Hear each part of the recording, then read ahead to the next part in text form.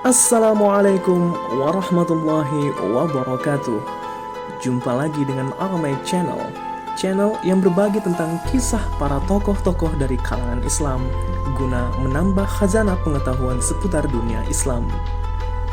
Agar teman-teman tidak ketinggalan dengan video-video terbaru kami, jangan lupa klik tombol like, subscribe, dan bunyikan tombol loncengnya, atau teman-teman dapat berbagi link untuk mereka yang belum menyaksikan video ini.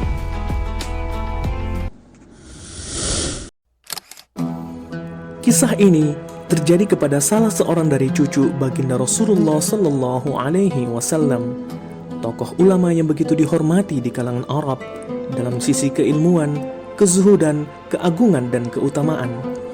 Beliau dikenal dengan julukan Imam Seribu Rakaat. Selain dikenal alim, beliau juga dikenal sebagai sosok dermawan yang seringkali memberikan sedekah kepada banyak fakir miskin dari berbagai pelosok negeri. Ayahnya adalah Sayyidina Ali Zainal Abidin bin Hussein bin Ali. Namanya telah disebut oleh Rasulullah Sallallahu Alaihi Wasallam kepada Sayyidina Jabir jauh sebelum ia dilahirkan. Rasulullah mengatakan, "Ya Jabir, engkau akan memiliki umur yang panjang, dan engkau baru akan menghembuskan nafas yang terakhir setelah sampai pertemuanmu dengan salah seorang turunanku namanya Muhammad. Jika engkau bertemu dengannya, sampaikanlah salamku kepadanya." Beliau adalah Sayyidina Muhammad Al-Baghir bin Ali bin Hussein, dan inilah kisahnya.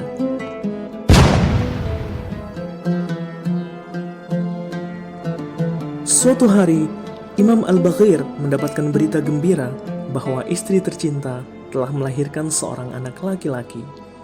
Seorang anak yang dinantikan dan diidam-idamkan Imam Al-Baghir.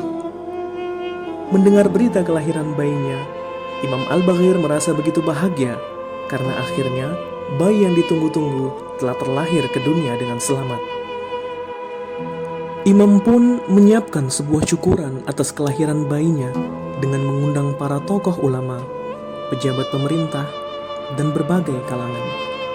Dalam acara syukuran tersebut, disiapkan hidangan kambing guling yang dibakar. Tentunya kita sudah bisa membayangkan bagaimana hidangan kambing guling yang panas. Tibalah waktu untuk menghidangkan makanan kepada para tamu yang hadir. Para pelayan mulai menghidangkan satu persatu kambing guling itu. Salah satu pelayan atau masih dalam sebutan budak dari Imam Al-Baghir membawa hidangan kambing guling kepada tuannya. Namun, tinggal beberapa langkah lagi si pelayan sampai kepada Imam Al-Baghir. Tanpa sengaja, kaki dari pelayan itu tersandung pada karpet permadani. Lalu si pelayan terjatuh, sedangkan hidangan kambing guling panas yang dibawanya jatuh mengenai si bayi yang berada di atas pangkuan Imam Al-Baghir. Setelah diperiksa, "Inna lillahi wa inna ilaihi raji'un."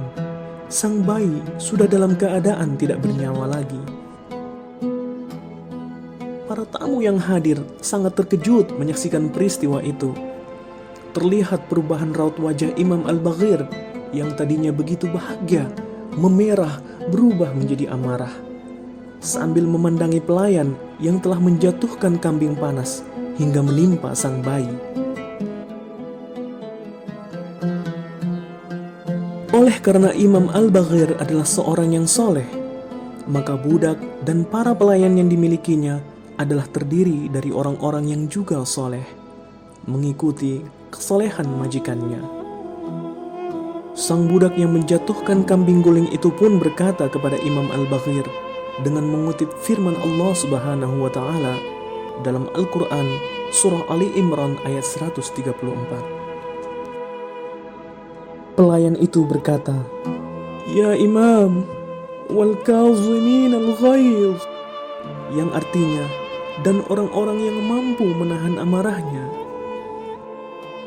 Mendengar lantunan ayat yang keluar dari mulut sang budak, wajah Imam Al-Baghir yang tadinya penuh amarah seketika menghilang. Berdirilah Imam Al-Baghir dengan penuh kesedihan sambil menggendong sang anak yang telah wafat. Imam Al-Baghir berkata, "Ya Allah, ayat ini yang sering aku sampaikan ketika aku berdakwah. Di mana-mana aku menyampaikan ayat ini, ya Allah. Dan hari ini, ayat ini menghampiri hidupku, ya Allah." Kemudian, sang budak menyambung lagi ayat tersebut. "Wal 'afina 'anil nas, wallahu yuhibbul muhsinin." Yang artinya, dan memaafkan kesalahan orang lain. Sesungguhnya Allah menyukai orang-orang yang berbuat kebajikan. Mendengar kesempurnaan firman Allah yang keluar dari ucapan si pelayan, Imam Al-Baghir memerintahkan kepada pelayannya yang lain untuk mengambil beberapa harta.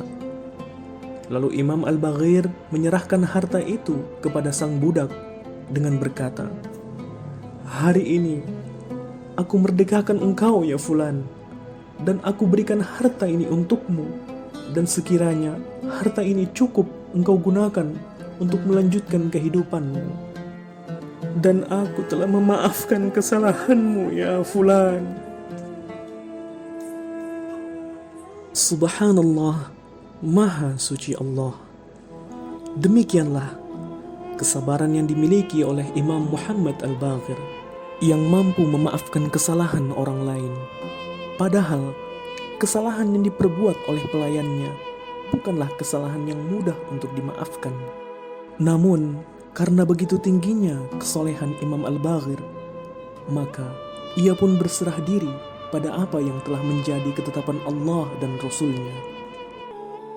Pemirsa yang dirahmati Allah, bagaimana dengan diri kita? Apakah kita termasuk orang-orang yang mampu menahan amarah, lalu memaafkan kesalahan orang lain? Innallaha ma'as sabirin.